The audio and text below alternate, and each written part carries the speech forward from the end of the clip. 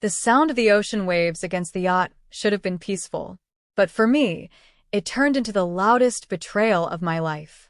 I was standing at the edge, looking out at the horizon, when I suddenly felt a sharp push from behind. My feet slipped, my arms flailed, and before I could even scream, I was falling toward the water.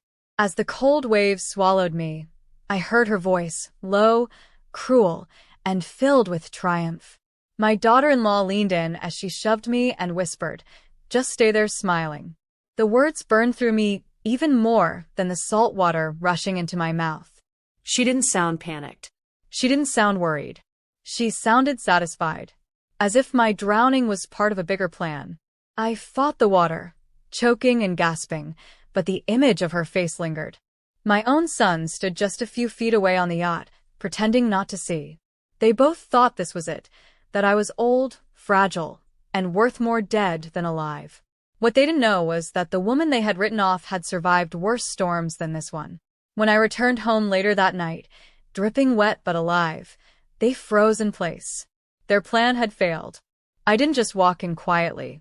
No, I was waiting for them in the living room, sitting calmly with a small wooden box in my lap. My special gift. Their faces drained of color when they saw me there. Their mouths fell open, and before they could speak, I gave them the kind of smile that promised the storm had only just begun. Because what they had forgotten was that fortune favors the one who knows when to play weak and when to strike back. It all began months before that day on the yacht. My name is Evelyn Carter, and I'm a 62-year-old widow. My late husband built a business empire that grew from a tiny construction company into a massive real estate fortune worth over $3 billion. After he passed away, the weight of that fortune fell squarely on me. I wasn't a flashy woman. I never lived for red carpets or magazine covers. My joy came from simple things: gardening, volunteering at shelters, and spending quiet afternoons reading in my study. But money attracts shadows, and those shadows sometimes come from within your own family. My son, Jason, was always ambitious. Too ambitious. I loved him, but I also knew his weaknesses. He was easily influenced, easily tempted, and always searching for shortcuts to success. And when he married Miranda, I prayed she would ground him, give him balance. Instead, she became his mirror, the two of them feeding each other's hunger for more. At first, they hid it well. Smiles at Sunday dinners, warm hugs on Christmas morning, soft words about family first. But the mask slipped more and more with time. I'd catch Miranda staring at me with a smile that didn't reach her eyes. I'd overhear Jason making careless remarks about old money getting in the way of new opportunities. Still, I held on to hope. I believed in kindness, in family, in empathy. Maybe I wanted too badly to believe they loved me for more than what was in my bank account. Until that day on the yacht. That trip was supposed to be about family bonding. A chance to enjoy the sea breeze, eat good food, and laugh together. But looking back now, I realize everything had been carefully arranged. The crew was conveniently absent from the deck. Jason kept pouring me drinks, encouraging me to relax. And Miranda stayed close, almost too close, watching me with a smile that now feels like a predator circling its prey. And then came the push. Her whisper. The plunge into darkness. But they underestimated me. They didn't know I had a lifetime of strength buried inside me. They didn't know I could swim, that I could pull myself back to shore with every ounce of willpower left in my bones. And they certainly didn't know I had already prepared for the possibility that my wealth might make me a target, even from my own blood. That's why when I sat in my living room later that night, dripping with seawater, staring into their wide, guilty eyes, I didn't yell. I didn't scream. I simply placed the wooden box on the table between us and let the silence crush them. Inside that box was something they never saw coming. Something that would turn their greedy little plan into a nightmare. And as I slowly reached to open it, Jason finally stammered out the first words since they walked in the door. "Mom, how are you, still alive?" I looked at him and smiled. But before I revealed the contents of the box, something else happened. A knock at the door. Loud. Firm. Unmistakable. Jason's face paled. Miranda's eyes darted to the door, then back to me. And that's when they realized this wasn't just about a failed push into the ocean. It was only the beginning. The knock on the door echoed like a drumbeat through the silence. Jason stiffened, his hand tightening into a fist at his side. Miranda froze, her painted smile finally cracking. She had the look of a cornered fox, eyes darting, breath quickening. But me? I sat there calmly, one hand resting on the little wooden box in my lap, the other smoothing down my damp sweater. The ocean water still clung to me, leaving dark patches on the carpet. I didn't care. I wanted them to see me exactly as I was, soaked, betrayed, but unbroken. The knock came again. Louder. This time, it carried a rhythm that wasn't random. 3 sharp pounds. A pause. Then 2 more. Jason swallowed hard. Who is it?" he asked, his voice cracking. I tilted my head and smiled at him. "Why don't you open it and find out?" For a moment, he didn't move. His eyes flicked to Miranda, searching for guidance, but she gave him nothing, just stood there clutching her silk shawl like a lifeline. Finally, Jason shuffled toward the door and pulled it open. Standing there was Detective Harris, a tall, broad-shouldered man with a voice as steady as stone. Behind him, 2 uniformed officers waited, their hands resting on their belts. "Evening," Harris said, his eyes sweeping over the room. His gaze landed on me, soaking wet, sitting in the chair with that box, and then slid over to Jason and Miranda. His brow furrowed. Jason tried to sound casual, but the tremor in his tone betrayed him. "Detective Harris, what brings you here?" "Your mother," Harris said plainly, stepping inside. "We got a call earlier. A bystander reported seeing someone pushed off a yacht not far from the coast." His eyes locked on Miranda. "Said they saw a woman in a white dress leaning over the rail, smiling as it happened." The room froze. Miranda's lips parted, but no words came out. Her face drained of color. Jason glanced at her, his eyes wide with panic. I leaned back in my chair, folded my hands over the wooden box, and finally spoke. "Well, Detective, it seems my children thought I'd make better fish food than a mother." Harris's jaw tightened. "Mrs. Carter, are you saying your son and daughter-in-law tried to harm you?" The air grew heavy. Miranda finally found her voice, trembling but sharp. "She's lying. Evelyn is confused. She's old. She's—" "Enough," Jason barked, his voice louder than the crashing waves I'd just fought hours before. His outburst startled even him. He ran a hand down his face, muttering something under his breath. I studied them quietly, letting the silence stretch. Then, with slow precision, I placed the wooden box on the coffee table and tapped its lid. "Before we all start rewriting stories," I said softly, "perhaps we should look at what's inside." Miranda's eyes locked on the box, as if it were a venomous snake. Jason stared at me, his knuckles white against his thigh. Detective Harris stepped closer, his voice firm.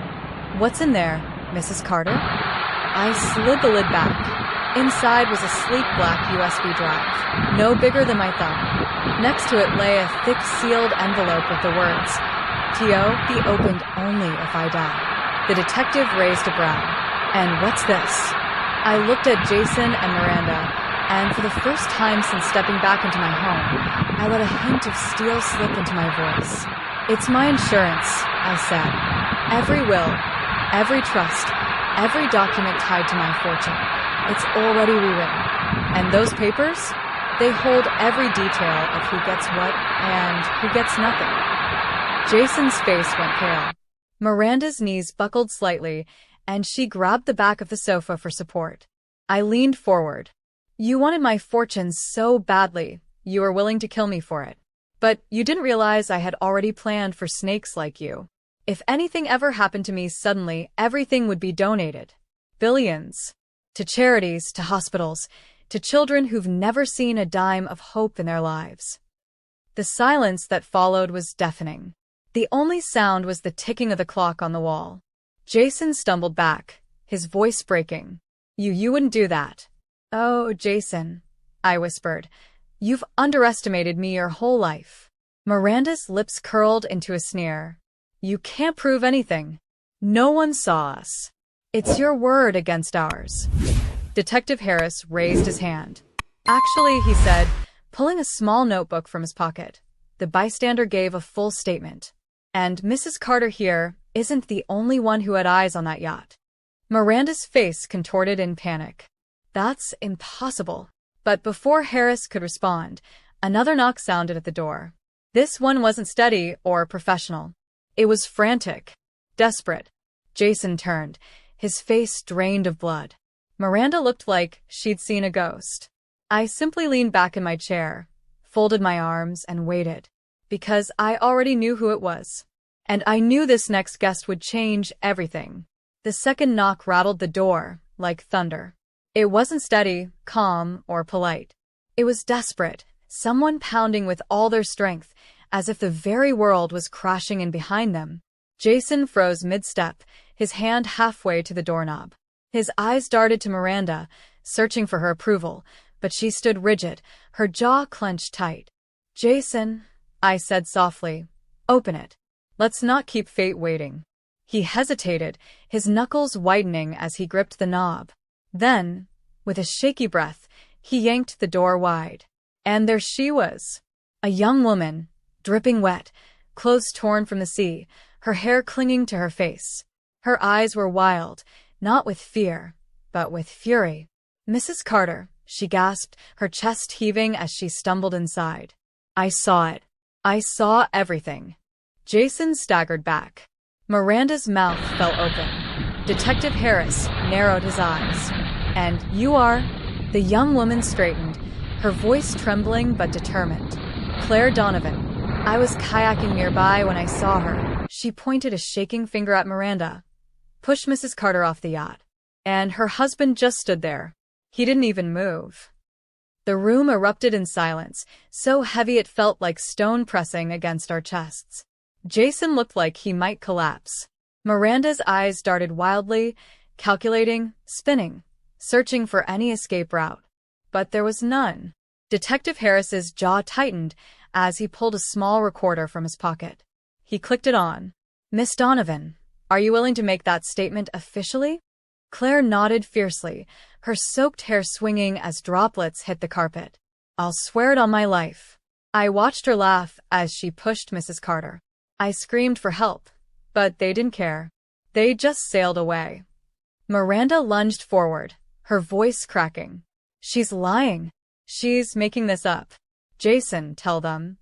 But Jason said nothing. His silence was louder than any denial. I sat calmly, watching them unravel, my hand resting lightly on the box. Finally, I spoke. "You see, Miranda, that's the problem with evil plans. They always look perfect until the light finds them." Miranda's face twisted into rage. "You think you're clever? You think you can ruin me?" Her voice rose higher and higher until it broke into a scream. "You should have stayed in that water." The officers moved forward, but Detective Harris raised his hand. He was studying Jason now, not Miranda. "Mr. Carter, do you have anything to say about all this? You stood there. You saw what happened. You had a chance to stop it." Jason's lips trembled. His shoulders slumped. For the first time that night, I saw the boy he used to be. The one who clung to me when thunderstorms rattled the windows. The one who cried when his father's casket was lowered into the ground. But that boy was gone now, replaced by a man hollowed out by greed. "Finally," Jason whispered. "I didn't push her." His voice cracked. "I didn't touch her." Miranda spun on him, her voice shrill. "You coward! Don't you dare turn on me." But before she could finish, the detective stepped forward. "That's enough. Mrs. Carter, we'll need you to come with us to make an official statement. And as for you two," he looked at Jason and Miranda, his eyes cold. "You're not leaving this house tonight." The officers moved in. One reached for Miranda's wrists, but she snapped back like a cornered animal, her eyes blazing. "You don't get it," she screamed, her voice echoing through the house. "This isn't over. You think you've won, Evelyn? You think this little show scares me?" She jerked against the officer's grip, her words spilling out like poison. "That fortune should have been ours. Yours is a wasted life, You don't deserve it. Her scream ended in a sharp gasp as the handcuffs clicked shut. Jason stood frozen, his face pale, as if he'd already been shackled by something heavier than steel, shame.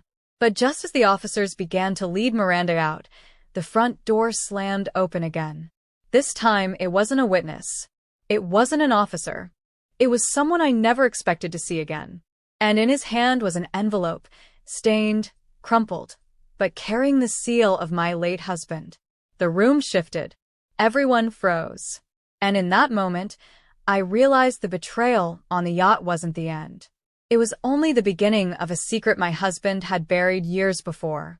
The doorway framed him like a ghost returning from the dead. A tall man, shoulders broad, his suit wrinkled and damp with seawater as though he too had fought the ocean to get here. His face was lined with time, his hair streaked with gray, but his eyes, those sharp, steel-gray eyes, were unmistakable. For a moment, my breath caught. My chest tightened. My hands gripped the arms of my chair. It couldn't be, but it was. Richard, I whispered, my voice trembling. My late husband. The man whose casket we lowered into the ground 12 years ago. The man whose name was etched into marble, surrounded by roses at the cemetery. The man I had mourned every day since. Jason staggered back. Dad. His face twisted in confusion, his lips parting like a child's. You're dead. Miranda's mouth fell open. She shook her head violently, as though her mind refused to accept the figure before her. No, this is some trick. This can't be. But Richard, my Richard, stepped into the room with slow, deliberate steps. In his hand was the envelope, its wax seal bearing the Carter crest we thought buried with him. He looked around the room, his eyes falling on Jason, then Miranda, and finally on me. Dead. His voice was hoarse, gravelly, but strong enough to cut through the silence. No. Not dead. Hiding. Watching. Detective Harris stepped forward cautiously. And you are? Richard's lips curled into a thin smile. Richard Carter, husband of Evelyn Carter, father of Jason Carter, founder of the Carter Empire. And apparently his gaze flicked to Miranda, cold as winter steel. A ghost my family would have preferred stayed buried. The room was spinning. My heart hammered against my ribs. I wanted to run to him, to throw my arms around him, but my body stayed rooted in place. Jason stumbled forward, his voice breaking. Dad, what is this? You faked your death? All these years. Richard cut him off sharply. I staged my death, yes, because I knew greed would consume this family. I saw it coming. Evelyn, you always wanted to believe in kindness, in loyalty, in the best of people. But I saw the hunger in our son's eyes even then. I knew one day he'd choose money over blood. Jason's face twisted in pain, but Richard's words were merciless. And so, Richard continued, lifting the envelope, I prepared something. A contingency. A test. Miranda narrowed her eyes. A test, she spat. What kind of man fakes his death and abandons his family just to prove a point? Richard turned his gaze on her, his jaw tightening. The kind of man who built $3 billion from nothing. The kind of man who knew snakes would slither in when his back was turned. He stepped closer, handing the envelope to Detective Harris. Inside is the true will, the one I left behind. Not the public version, not the documents Evelyn believed were final. This one was sealed, hidden, and only to be revealed if betrayal ever showed its face. The detective looked at me for permission. I nodded, my throat too tight to speak. Harris broke the seal and unfolded the parchment inside. His eyes scanned the page, his brows rising. Finally, he read aloud. To my beloved wife, Evelyn, you are the rightful steward of our fortune. But should our son Jason ever turn against you, should he conspire against you with anyone, his inheritance shall be revoked in its entirety. In such an event, every cent of the Carter fortune shall be transferred, in trust, to charities chosen by Evelyn alone. Jason collapsed onto the sofa, his hands clawing at his hair. No, this can't be real. Miranda screamed. You're insane. Both of you. You can't just erase billions like it's nothing. That money is ours. Richard's hand shot up, silencing her. His eyes blazed. That money was never yours. You married into this family with your claws out. I saw through you from the start, and tonight you proved me right. Tears blurred my vision, but I forced myself to stand, my legs trembling. Richard, I whispered again, barely able to breathe. All these years, why didn't you tell me? Why let me suffer? His face softened just for me. Because I needed to be sure, Evelyn. I needed to know that when the day came, you would rise stronger than their betrayal. And tonight you did. But before I could answer, before the weight of his words could sink in, Miranda let out a piercing shriek. Everyone turned. She had snatched the wooden box from the table. The USB drive. The sealed documents. She clutched it to her chest, her eyes wild, spitting venom. If I can't have it, she hissed, then no one will. And with that, she bolted toward the back door, the box clutched tight in her arms. Stop her, Detective Harris barked as the officers lunged. But Miranda was fast, faster than I thought she could ever be. She slipped past them, the screen door slamming open as her figure disappeared into the night. The house erupted into chaos. Officers shouting, Jason sobbing, Richard standing firm. And me? I felt my heart race, knowing Miranda was about to unleash a storm none of us were prepared for. Because inside that wooden box was more than an insurance plan. It was the one secret that could destroy everything, my fortune, my family, and maybe even me. The night air was sharp, slicing into my damp clothes as I stumbled toward the back porch. Shouts filled the air, Detective Harris barking orders, officers sprinting across the lawn, Jason screaming Miranda's name like a man already condemned. But Miranda was ahead of them all.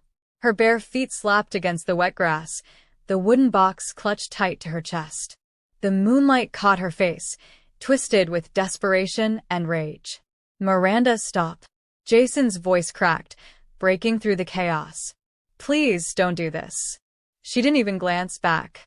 She darted toward the pier behind the house, the same one where Richard and I used to watch sunsets when life felt simple.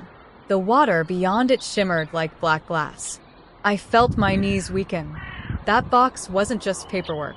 Inside was the USB drive that held every encrypted record of the Carter Empire, transactions, offshore accounts, real estate transfers.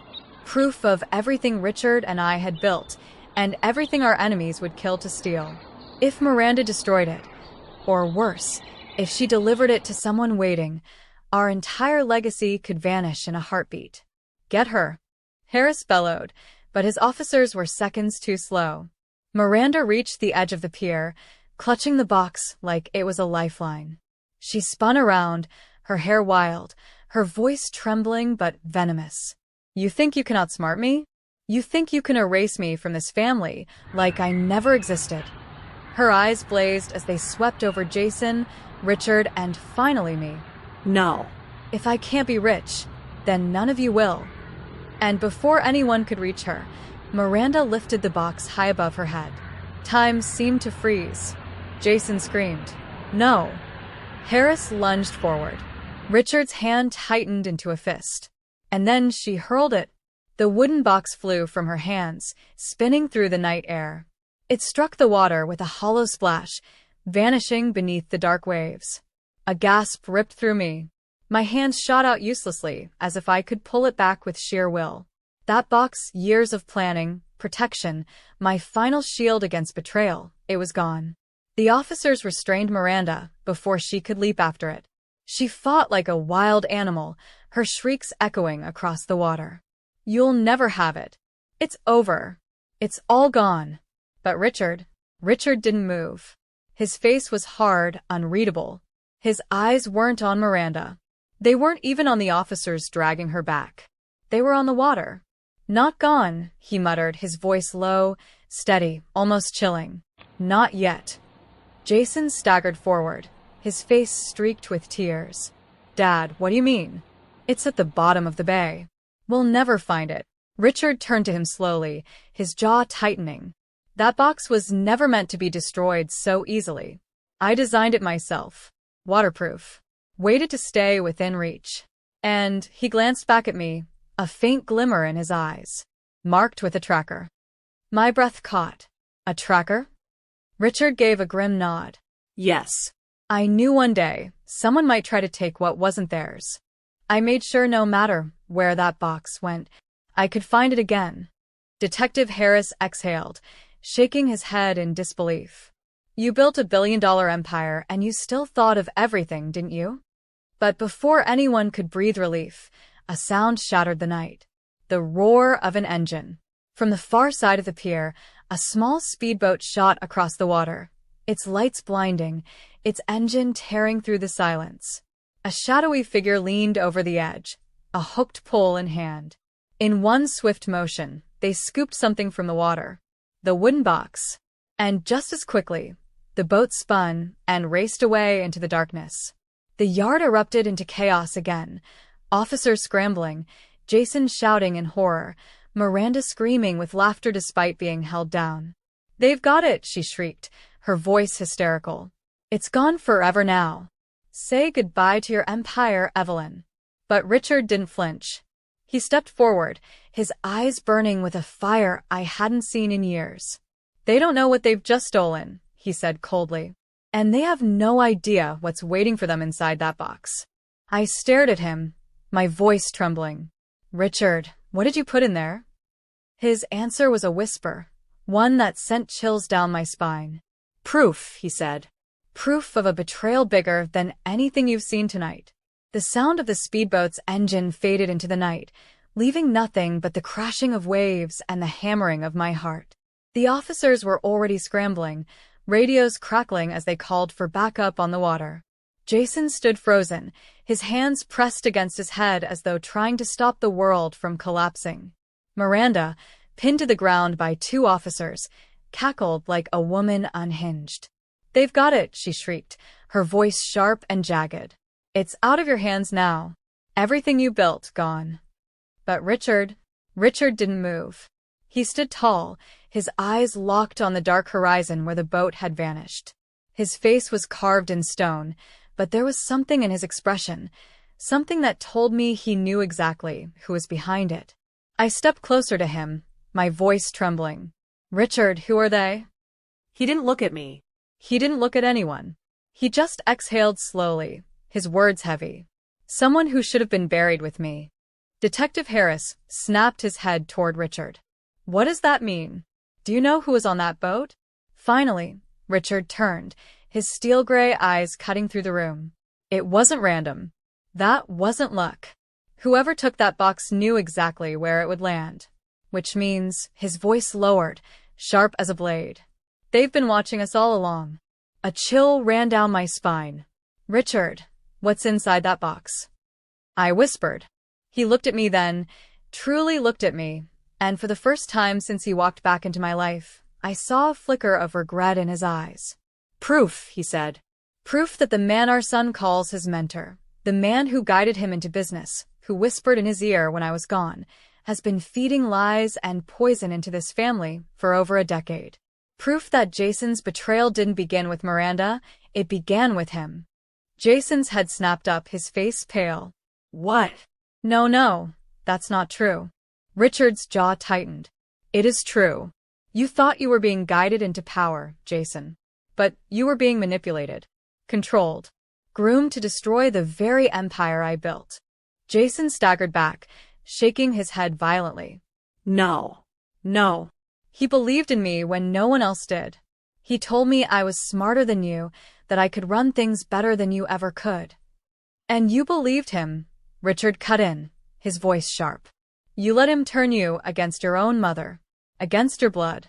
You let him carve out your greed like a surgeon carving rot from bone. Jason's lips trembled, his voice breaking. Who are you talking about? Richard's gaze turned toward the horizon again. Vance Holloway. The name dropped into the night like a stone into deep water. Jason's knees buckled. He gripped the back of a chair for support, his face a mixture of shock and disbelief. No, he wouldn't. He's been like family. Miranda burst into laughter, her voice shrill, mocking. Oh, Jason. You fool. You thought you were the mastermind. But you were just a puppet. And guess who was holding the strings?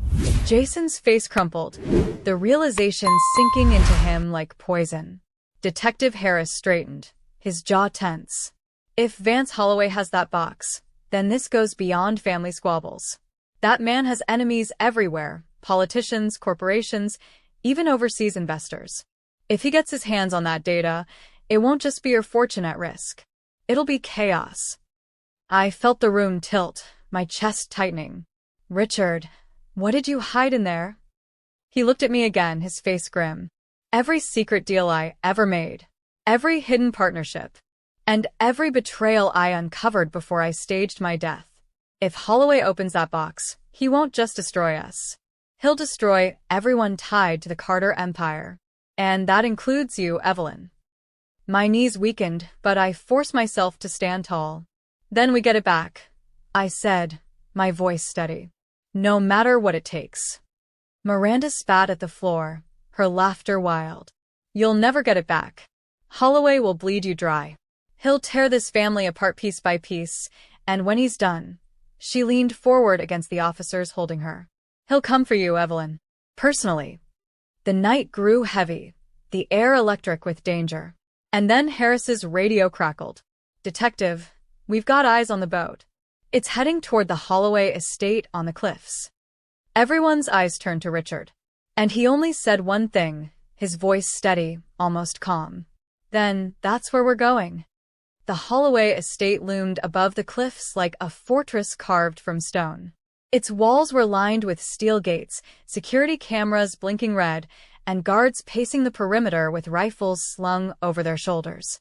The roar of the ocean crashed against the rocks below, as if the sea itself warned us to turn back. Detective Harris's car pulled up at a safe distance, headlights cutting through the fog. Richard, Jason, and I sat in the back. Jason was pale, his hands trembling, his lips muttering words I couldn't hear. Miranda had been hauled away in a separate vehicle, still laughing like a madwoman. I stared out the window, my heart pounding, my palms damp. For years, I thought the greatest betrayal I would ever face came from within my family. But now I realized there were darker hands behind the curtain, hands that had guided my son like a puppet, hands that had just stolen the box holding the keys to everything Richard and I built. Richard's voice cut through the silence. Holloway isn't a man who takes chances. He won't waste time. The moment he got that box, he sent someone to open it. Detective Harris glanced at him in the rear-view mirror. You said you rigged it. What exactly did you mean by that? Richard leaned back, his eyes narrowing. I didn't just put proof in that box. I put bait. Data he thinks he can use, numbers, offshore accounts, hidden transfers. But buried inside, there's something else. Something only I can unlock. I turned to him, my voice tight. And if he tries to force it open? Richard's lips curved into the faintest smile. Then the box will tell us exactly where he is. Jason's head snapped up. His voice was hoarse, broken. Dad, stop. Please. You don't know him like I do. Holloway isn't just powerful, he's dangerous. He doesn't lose. If he realizes you tricked him, he won't just destroy the business. He'll destroy all of us. Richard's gaze shifted to Jason, cold as steel. No, son. He already tried to destroy us. And you let him. Jason flinched, his shoulders curling inward like a scolded child. For a brief moment, I saw the boy who once begged me to read him bedtime stories when thunderstorms kept him awake. But that boy was long gone, replaced by a man who had traded trust for ambition. The car came to a stop at the edge of the estate's private road. Harris cut the engine and turned to us. We can't just storm in there. Holloway's got lawyers, politicians, and mercenaries in his pocket. If we go in without proof, we'll all be buried before dawn. Richard tapped his jacket pocket, where a small device blinked with a soft green light. We'll have proof soon enough. The tracker inside the box is live. And if Holloway's already trying to open it, we'll know exactly where he is. Just then the device beeped. Once. Twice. Then steadily. Richard's eyes narrowed. He's in the East Wing. That's his study. He won't risk opening it anywhere else. Harris let out a slow breath. Then we moved carefully. Mrs. Carter, you should stay in the car. But I shook my head. My voice came out steadier than I expected. No. This started with me. And it ends with me. For a moment, no one argued. Richard gave me a small nod, pride flickering in his eyes. Jason said nothing, his silence heavier than stone. We moved quickly, slipping through the fog toward the estate. The guards patrolling the gates were distracted, their attention fixed on a commotion at the far end of the property, no doubt orchestrated by Holloway to keep outsiders at bay. Harris led us along a narrow path, Richard at his side, while Jason and I trailed behind. As we approached the east wing, the sound of laughter drifted through an open window. Low, smooth, dripping with arrogance. Vance Holloway. Richard froze, his jaw tightening, his fists clenched. I had never seen such fury on his face, not even in the worst days of our marriage. We crept closer, peering inside. There he was, Vance, seated in a leather chair, the wooden box open on his desk. Beside him, a man in a suit tapped furiously at a laptop, sweat pouring down his forehead. And then I saw it, the USB drive, plugged into the computer. Numbers and files scrolled rapidly across the screen. Beautiful, Vance drawled, his voice smooth as poison. Every secret Carter ever tried to bury. Offshore accounts, political bribes, land deals. With this, the empire is mine. Evelyn will be ruined, Richard will stay dead where he belongs, and Jason, he chuckled darkly. Jason will finally learn what it means to be useful. Jason's face crumpled. His hands trembled violently. For the first time, I saw real horror in his eyes. Richard leaned closer to me, his voice a whisper sharp as a knife. He thinks he's won. But the files he's opening, they're not what he thinks. The laptop suddenly beeped. A loud, piercing tone. The man in the suit cursed, fumbling with the keys. The screen went black for a moment. Then a message appeared in bold, flashing letters. You think you own the Carters. But I own you. R.C. Vance's smile froze. His eyes darkened. He slammed a fist onto the desk. Richard, he growled, his voice shaking with rage. You bastard. The room fell silent, the air thick with danger. And then, slowly, Vance turned his head toward the window, directly toward us. His eyes locked onto mine. And in that moment I realized he already knew we were there. For a moment, time stood still. Vance's eyes locked onto mine through the glass, and the corner of his mouth curved into a smile, slow, deliberate, terrifying. It wasn't the smile of a man caught off guard. It was the smile of a man who had been waiting. Well, he drawled, his voice carrying even through the thick glass. The dead rise, the widow returns, and the prodigal son cowers in the shadows. How quaint. Richard's jaw tightened.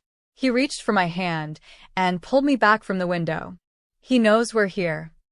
Before Harris could signal the officers to move, the lights in the estate flickered. Then, darkness. A deep, suffocating black swallowed everything. The sudden silence was broken by a single sound, the metallic click of a lock sliding shut. He's sealed the wing, Harris hissed, pulling out his flashlight. Its narrow beam cut through the dark, but it only made the shadows dance around us. Then came Vance's voice again, booming from hidden speakers embedded in the walls. Come. Mocking. Did you think I wouldn't prepare for this, Richard? Did you think you could fake your death, hide your secrets, and waltz back into my house as if I'd never see you coming? Richard clenched his fists. This ends tonight, Vance. Vance chuckled. You're right. It does. But not the way you think. Suddenly, blinding floodlights roared to life, bathing the East Wing's courtyard in a harsh, white glow. We were exposed, completely visible, standing in the open. And surrounding us, at least a dozen armed guards stepped out of the shadows. Rifles raised. Triggers ready. Jason gasped, stumbling back against the wall. Dad, we're trapped. Harris lifted his gun, though he was outnumbered. Stay calm. Don't give them a reason to fire. The estate doors swung open, and Vance Holloway himself walked out. He was dressed in a tailored black suit, his silver hair slicked back, his every step radiating power. In his hand, he carried the wooden box, now empty, as though mocking us. Behind him, two of his men dragged out the laptop, still plugged into the USB drive.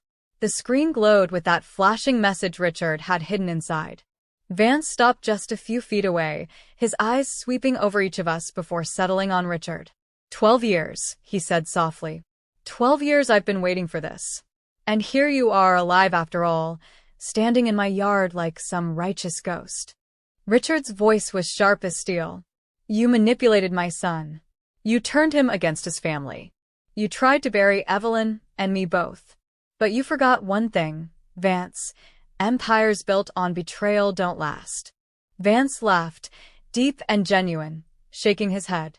Oh, Richard, you still don't get it. Empires aren't built on loyalty. They're built on control. And I've controlled this family longer than you even realized. His eyes flicked to Jason. Cold. Calculating. Jason's breath caught, his body trembling. You used me, he whispered, his voice breaking. Vance's smile returned, cruel and sharp.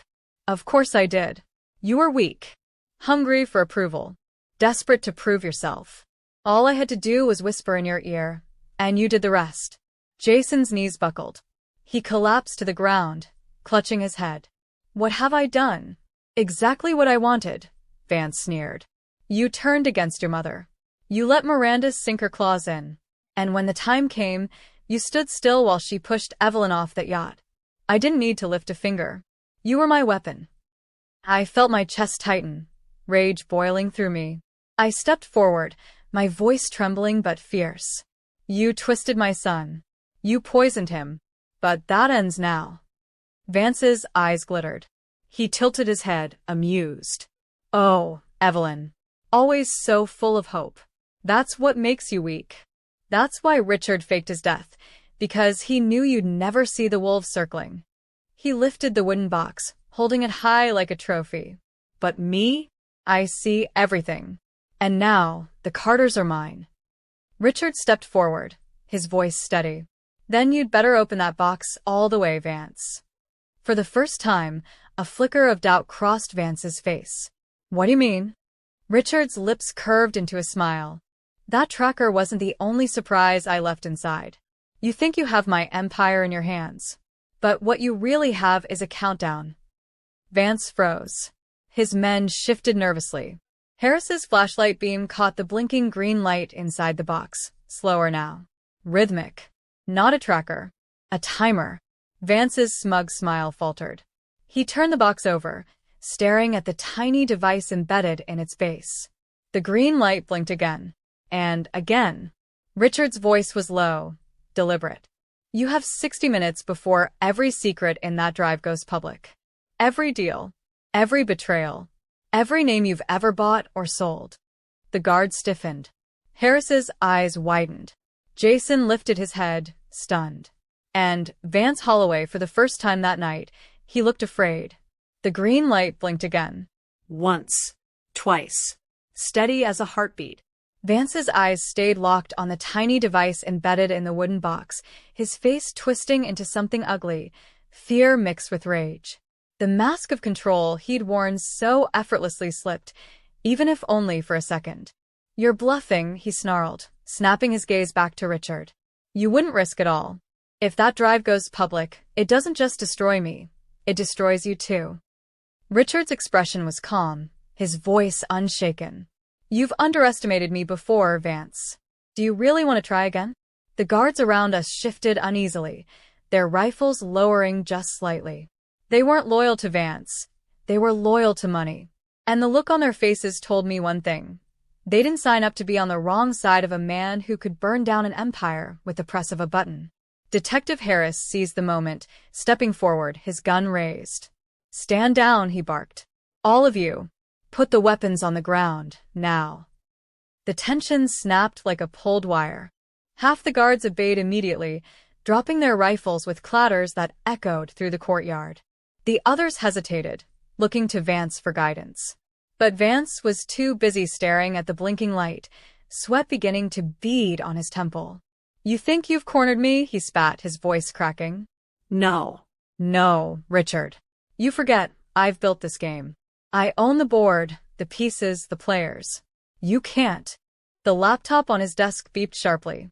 The screen flickered. Then, in bold white letters, another message appeared. 59 minutes remaining. The words pulsed on the screen, unforgiving. Jason, still on his knees, let out a broken sob. Dad, what did you do? Richard's eyes flicked to him, stern but steady. What I had to. Everything in that drive is already copied to servers across the world. If Vance doesn't stop trying to open it, and if I don't input the code in time, it all goes live. Vance's face twisted. You maniac. He slammed the box shut, gripping it tight. Do you know what will happen if those files leak? Entire governments will collapse. Politicians will burn. Corporations will turn on each other like wild dogs. And you'll go down with them. Richard's voice was sharp as a blade. Maybe. But at least the truth comes out. At least the world sees the monster you are. The guard's loyalty cracked further, their eyes darting nervously between Vance and the glowing screen. For the first time since this nightmare began, I felt a spark of hope. But that spark died the moment Vance's cold eyes fell on me. You always were the weakness, he said softly, almost tenderly. Evelyn, the grieving widow who clung to kindness while her world rotted around her. You want to see hope in people, even as they sharpen their knives behind your back. He lifted the box slowly, his smile returning. Maybe I don't need the fortune to win. Maybe I just need to finish what your daughter-in-law started. And before anyone could move, he raised the wooden box like a weapon and lunged straight toward me. Mom, Jason screamed, scrambling to his feet. Harris shouted, drop it, his finger tightening on the trigger. But it was Richard who moved first. He slammed into Vance, tackling him to the ground. The box clattered across the stone courtyard, sliding just out of reach. The two men grappled, years of hatred erupting in every punch, every shove, every growl that tore from their throats. I stood frozen, my heart racing, watching the man I had buried 12 years ago fight for his life against the devil who had destroyed our family. Jason darted toward the box, his hands shaking as he reached for it. But before he could grab it, one of the remaining loyal guards swung the butt of his rifle, striking Jason across the face. He went down with a cry of pain. I rushed forward instinctively. Jason. But then another sound split the chaos. A gunshot. Sharp. Deafening. Final. Everything froze. The guard stiffened. Harris spun, weapon raised. Jason lay groaning on the ground. Richard and Vance stopped grappling, both men panting, their eyes wide. And then I saw it, blood spreading across the stone floor. Someone had been hit, but in the flood of blinding lights and shadows, I couldn't yet see who. The crack of the gunshot still echoed off the stone walls, sharp and merciless. For a moment, none of us breathed. My ears rang, my heart thundered, and my eyes searched the courtyard, desperate to see who had fallen. Then I saw the crimson bloom spreading across the ground. Jason.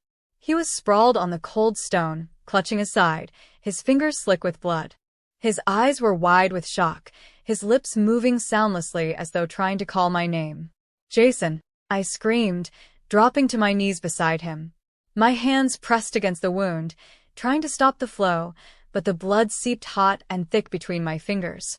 Stay with me? Please stay with me. Tears blurred my vision, but Jason's trembling hand reached up, gripping mine weakly. Mom, his voice cracked, barely a whisper. I didn't mean for it to go this far. My chest caved in, my throat closing. For all his greed, his betrayal, his weakness, he was still my son. And now he was bleeding out before my eyes. Hold on, I whispered fiercely, my hands shaking. Hold on, Jason. You hear me? You're not leaving me like this.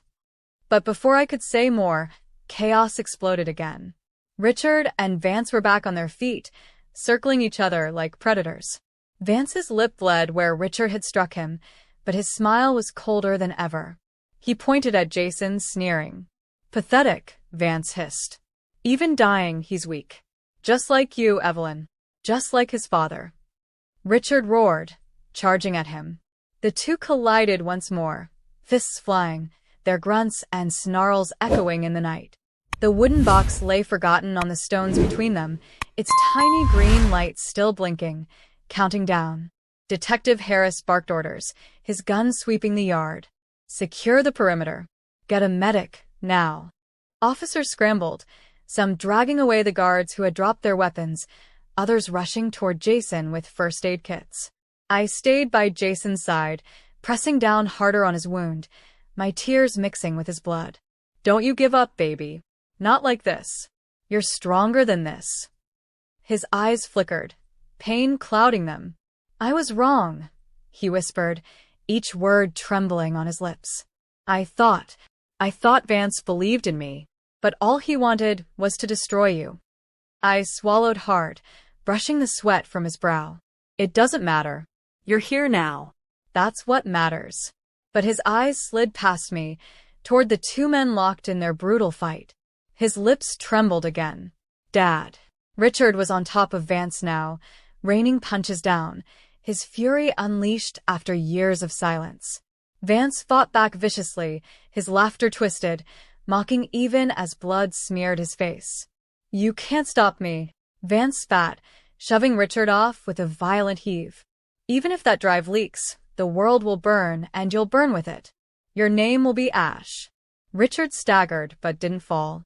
He wiped the blood from his mouth and smiled grimly. Better ash than rot. The box blinked again. 52 minutes. Then Vance lunged. Not at Richard, but at me. I barely had time to gasp before his hand locked around my wrist, yanking me off my knees. Jason cried out weakly, reaching for me, but his strength was gone. Vance pulled me against him, his breath hot and foul against my ear. The barrel of a gun pressed hard against my temple. Let her go. Richard roared, his voice raw. Vance's laughter rang through the courtyard. Not a chance. You want the code, Richard? You want to stop that little timer from tearing the world apart? Then you'll give it to me, or I'll blow your precious wife's brains out right here. The officers froze, their weapons aimed but useless with me as his shield. Harris cursed under his breath, his knuckles white on his gun. My pulse thundered in my ears. The cold metal bit into my skin. My son lay bleeding at my feet. My husband stood ready to kill or be killed. And Vance Holloway, this monster who had torn my family apart, held my life in his hands. Richard took a step forward, his eyes locked on mine. And for the first time, I saw the flicker of doubt in his usually unshakable gaze. Richard, I whispered, my voice trembling but steady enough for him to hear. Don't give him what he wants. Vance snarled, shaking me hard. Shut up. But Richard didn't look away from me. His jaw tightened. His fists curled. And I knew in that moment, whatever happened next would decide everything. The Empire, the secrets, our family, our lives. Then Vance's gun cocked, the sound sharp as thunder. And he whispered in my ear, low and poisonous. You smile one more time, Evelyn, just like on that yacht. The metallic click of the gun hammering back echoed through my skull. Vance's grip on my wrist tightened, his breath hot against my ear, his voice dripping with venom. Smile for me, Evelyn, he whispered. Just like you did when you fell into the ocean. My stomach twisted, ball rising in my throat. The memory of Miranda's shove, her cruel whisper, just stay there smiling, flashed before my eyes. Now, here I was again, in the hands of another predator who thought my fear was his victory. But he was wrong. Richard's voice thundered across the courtyard. Vance, let her go. You want me, you take me. This ends tonight. Vance laughed, cruel and sharp. Oh, Richard. Always the martyr. Always thinking you're in control. But look around you, you're outnumbered. Your son is bleeding out. Your empire is one button away from destruction. You've already lost. The blinking light from the box glowed on the stones between us. 50 minutes. Detective Harris edged closer, gun raised. Drop the weapon, Holloway. You won't make it out of here alive. Vance sneered, digging the gun harder against my temple. Alive? That doesn't matter. What matters is who wins. And I always win. Jason groaned from the ground, blood pooling beneath him. His voice was weak, strained, but desperate. Mom. I'm sorry. I should have protected you. Tears burned my eyes, but I forced myself to stay calm. If I broke now, Vance would win. I lifted my chin slightly, though the gun pressed harder against my skin. You think you've won, Vance? You think holding me makes you powerful? All it proves is that you're afraid. He jerked me back against him, snarling. Afraid? Of you. Richard stepped closer, his eyes like steel. Yes. Afraid of her. Afraid of me. Afraid of the truth in that box. For the first time, Vance's laughter faltered. His grip trembled, just slightly, but enough for me to feel it. Richard seized the moment. Go ahead, Vance. Pull the trigger. Because if you do, the code dies with me. And in less than an hour, every dirty deal, every betrayal, every politician you've bought will be exposed. Do you really want the world to see the Emperor with no clothes? The courtyard held its breath. Even the guards froze, their eyes darting nervously between Vance and the blinking light. Vance's smile flickered, his mask cracking. For the first time, he didn't look untouchable. He looked cornered. His hand wavered. Just slightly, but enough. Now, Harris roared. A shot rang out, this time not from Vance's gun. One of Harris's officers fired, the bullet striking Vance in the shoulder. He cried out, stumbling backward. The gun slipped from his hand, clattering across the stones. I wrenched free, falling hard onto the ground beside Jason. My hands scrambled to steady him even as I gasped for air, my head pounding. Richard was on Vance in an instant. The two men crashed into the stone wall, fists flying, grunts tearing from their throats. Blood smeared across Richard's knuckles, across Vance's jaw. It wasn't just a fight. It was 12 years of betrayal, rage, and unfinished war exploding into one brutal clash. Jason's hand clutched weakly at mine. His lips moved. Mom, don't let me die. I pressed harder against his wound, my tears spilling. You're not dying, Jason. Not tonight. Do you hear me? Not tonight. But even as I said it, I saw the truth in his fading eyes. He was slipping. Fast. And then another sound split the chaos. The wooden box. It slid across the stones in the struggle, striking the laptop. The screen flickered again, and the words glowed brighter. 49 minutes remaining. But below it, new text appeared. Backup upload in progress. 5% complete. The courtyard went dead silent. Richard froze, his fist hovering over Vance's bloodied face.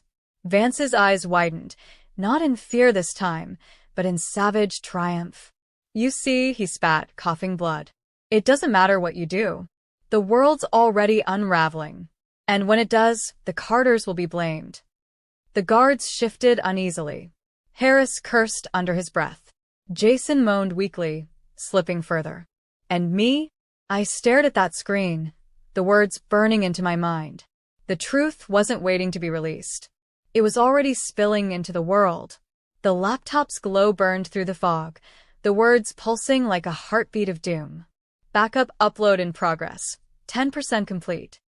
The numbers climbed with cold indifference, each percentage dragging us closer to a storm none of us could contain. Richard's hand was still raised, his knuckles raw and dripping, Vance pinned beneath him. But now Vance wasn't afraid. No. He was smiling through the blood, grinning like a man who had already won. You feel that, he rasped, coughing red onto the stone. That's the sound of the world crumbling. When those files finish uploading, there won't be an empire left to save. Every Carter name, every dirty politician you bribed, every partner you sold out, they'll all be exposed. And the world will come for you, Richard. For you, Evelyn. For him. His eyes flicked toward Jason, trembling in a pool of his own blood. For your pathetic son. Jason groaned, his eyes rolling, his body weakening under my hands. Mom, what's happening? I swallowed the lump in my throat, forcing myself to stay calm. Don't you worry, baby. You just hold on. We're going to fix this. Detective Harris barked at the officers, his voice sharp. Shut it down. Pull the plug. Two men rushed forward, yanking the USB from the laptop, slamming the lid closed. Sparks cracked at the port, the device hissing, but the screen stayed lit. Upload secured. 15% complete. No, one officer breathed. It's running independent. We can't stop it. Vance laughed again, the sound jagged and triumphant. That box isn't just a vault. It's a weapon. And Richard handed me the trigger himself. Richard slammed him back against the stones. You think this ends with you, Vance? No. Even if that drive goes out, it'll drag you down first. Every backroom deal you touched, every politician you bought, it's all in there. You won't survive it. But Vance only grinned wider, blood dripping from his teeth. Maybe not. But I've lived long enough in the shadows, Richard. If I burn, I'm taking you with me, and the Carters will be nothing but ash. 20%. The number burned on the screen like a countdown to the end of everything. Jason whimpered, his eyes fluttering. His weak hand clutched mine tighter. Mom, forgive me, his voice cracked. I chose the wrong side. My tears fell freely, landing hot against his face. Don't talk like that. You're my son. You'll make it through this. You will. But deep down, fear gnawed at me. His skin was pale, his breathing shallow. Every second that passed was another second stolen from him. Richard turned toward Harris, his voice cutting through the night. We need to move. That drive is linked to my servers, but I built in a failsafe. If I enter the override code, the upload stops. Harris's jaw clenched. Then do it. Richard shook his head. I can't. Not from here. The override terminal is inside the estate, deep inside Holloway's study. We have less than 40 minutes. The words hit me like a blow. We'd have to go deeper into the wolf's den, while Jason bled in my arms, while Vance's guards twitched with uncertainty, while the world outside unknowingly ticked toward chaos. Harris made a decision. Evac the son, he barked to two officers. Get him to a hospital now. But Jason's hand gripped me tighter, his eyes wide, desperate. No, don't leave me, please, Mom. My heart tore in two. How could I leave him here, bleeding and broken, when he had finally begun to see the truth? But how could I stay, when stopping that upload was the only chance of saving us all? Richard saw the battle in my eyes. He crouched beside me, his voice firm but soft enough for only me to hear. Evelyn, we can save him. But we have to stop that upload first. If the world turns on us, there will be no hospital, no doctors, no safe place left. You have to trust me. Vance coughed a laugh, even pinned beneath the weight of guards. Trust him? The man who let you grieve him for 12 years? The man who turned your son into a pawn just to prove he was right? Face it, Evelyn, your whole family is built on lies. Richard's jaw clenched, but his eyes never left mine. And I realized in that moment I had a choice to make. Stay with my son, risking the world falling apart, or leave him in the hands of strangers, chasing a code that might save us all. The green light blinked again. 25% complete. And the choice hung over me, like the edge of a knife. The glow of the laptop screen seared into my mind. Upload. 25% complete. Every blink of that cursed progress bar was a drumbeat, hammering into my chest. Jason's hand clutched mine, slick with blood and fear, his voice a faint whisper. Don't leave me, Mom. My tears blurred him into shadow. My son. My boy who had betrayed me, but who was still the child I once cradled, the boy I once sang to sleep. He had chosen greed, yes, but now here he was, broken, begging, not for fortune, but for me. Stay with me, he whispered. Richard crouched low beside us, his voice firm. Evelyn, Listen to me. if you stay, he dies anyway. Not just him, everyone. Vance will win, and the Carters will be finished. You have to come with me. We can stop this. Jason's eyes fluttered shut, his chest rising and falling shallowly. His grip loosened. No, I choked, shaking his shoulder. Stay awake, Jason. Stay with me. Please. Richard pressed his hand on mine, steady but unyielding. He'll be taken care of. Harris has men. They'll get him to a hospital. But you and I were the only ones who can stop that upload. The code is in my study, deep inside. And if we don't move now, nothing else will matter. Detective Harris stepped forward, grim-faced. He's right. Mrs. Carter, if you want your son to have any future, you've got to end this now. I looked between them. My bleeding son on one side, my husband on the other, the fate of everything teetering in my choice. My heart screamed to stay, but my mind whispered a harsher truth. Saving Jason here, now, meant condemning him tomorrow when the world turned to fire. I pressed a kiss to his forehead, salty tears falling onto his pale skin. Hold on, my love, I whispered. I'll come back for you. I promise. His lips trembled, forming one last word. Mom. Then his eyes rolled shut. The officers lifted him, rushing him toward the waiting cars. His blood stained their uniforms as they carried him away, his weak form bouncing with every hurried step. I watched until the night swallowed him whole. My knees wavered, but Richard's hand steadied me. His eyes, steel gray, unwavering, held mine. We move. We slipped through the East Wing's shattered doorway, Harris and two officers covering us. The air inside the Holloway estate was heavy, suffocating, like walking into a tomb. The marble floors gleamed, and portraits of powerful men, politicians, businessmen, all puppets, lined the walls, their painted eyes watching, as if mocking us. Where? Harris hissed. Richard pointed down a corridor lit by faint emergency lights. The study. That's where the override terminal is. He won't have destroyed it. He's too arrogant. As we moved, I whispered to Richard, my voice sharp despite my fear. You built this nightmare? You created something that could destroy the world. Richard's jaw clenched. No. I built something to protect us. But like everything powerful, in the wrong hands, he didn't finish. He didn't need to. We reached a large oak door at the end of the hall. Richard pressed his palm flat against a hidden panel. With a soft click, the locks released. The door creaked open, revealing Holloway's sanctum. The study was massive, lined with shelves of leather-bound books and walls covered in monitors displaying live security feeds.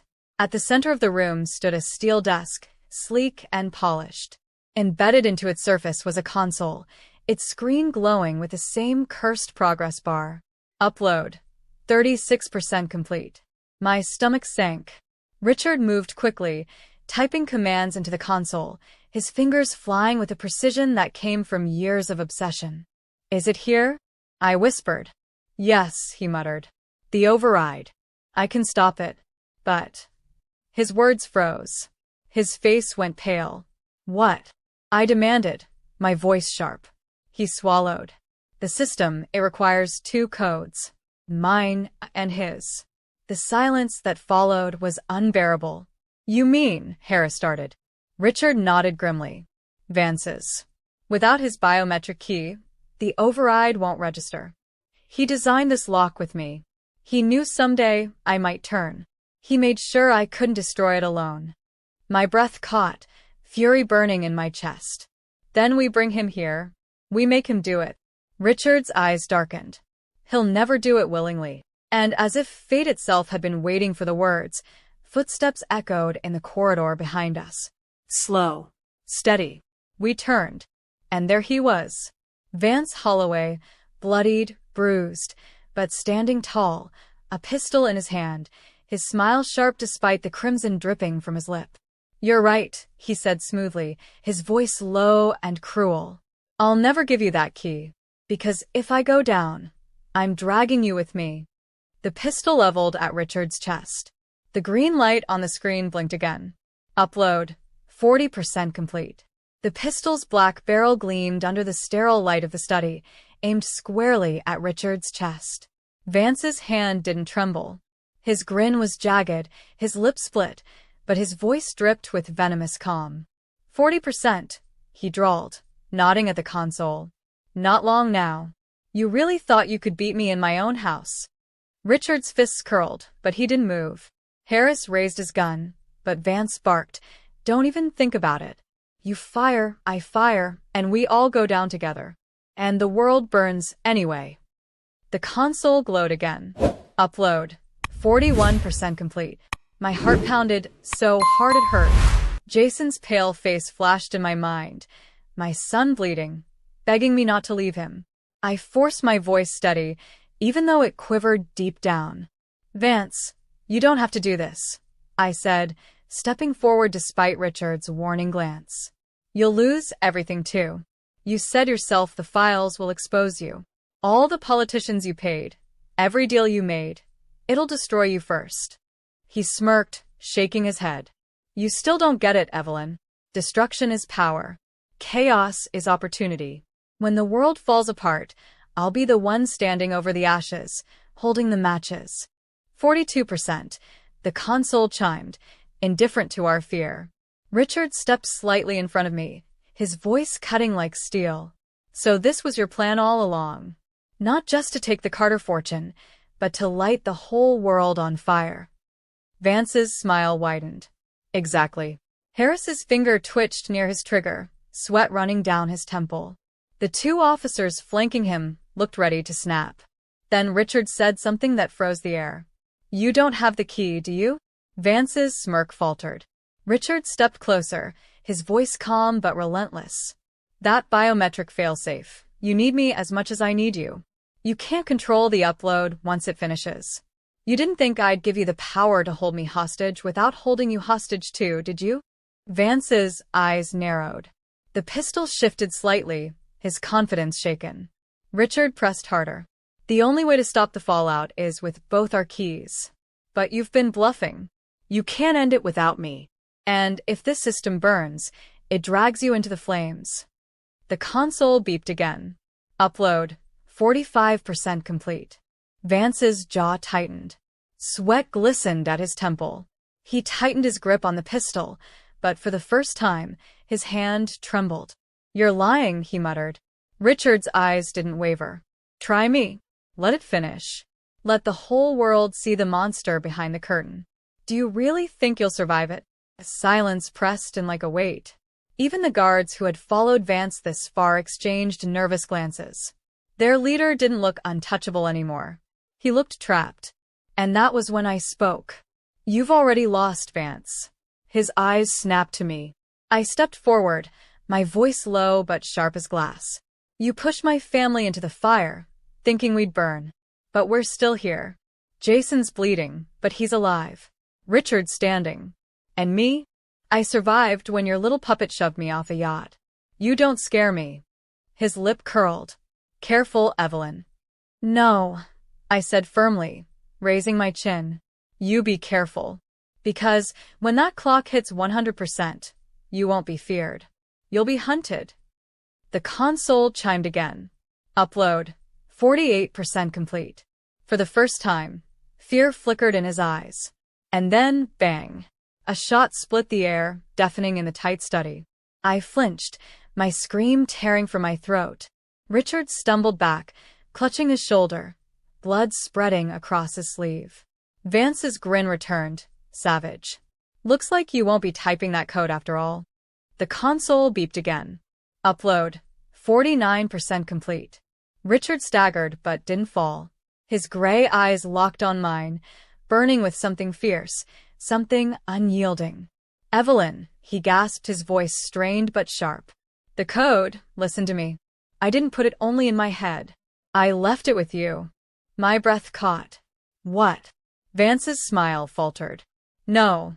Richard's lips curved, even as blood dripped down his arm. You've known it all along, Evelyn. Every number, every letter. It's hidden. In plain sight.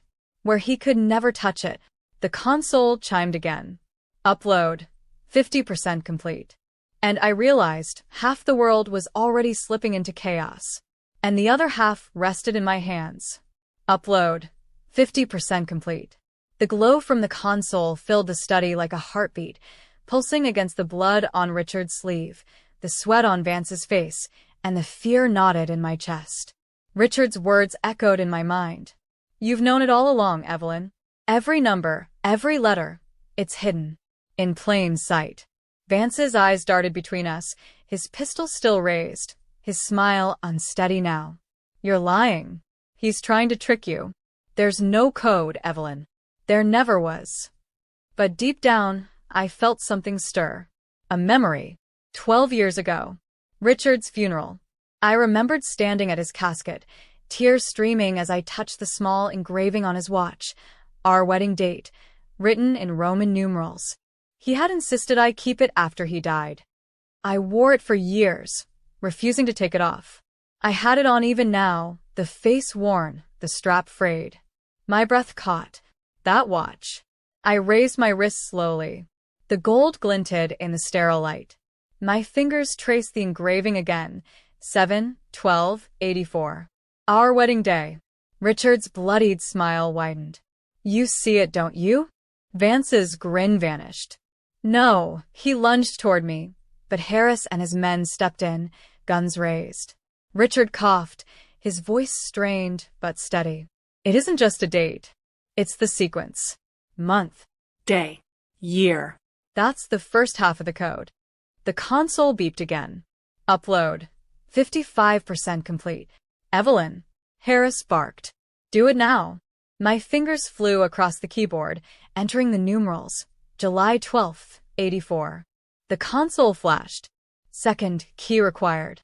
I froze. My eyes shot to Richard. He nodded weakly. The second half is yours. Your birthday. I tied the code to us both. Our beginning and you. My chest tightened, tears spilling. My birthday, October 3rd, 1962. My hands trembled as I typed it. October 3rd, 62. The console paused. The light flickered. Then, override accepted. Upload terminated. The progress bar froze at 57%. The screen went dark. The blinking green light on the box died. The silence that followed was deafening. Vance's pistol wavered. His face drained of color. No. That's impossible. I had it. Richard staggered forward despite his wound, his gray eyes burning. No, Vance. You had nothing. You were always chasing shadows, mistaking greed for power. And now it's over. Not for me, Vance spat, raising his pistol again.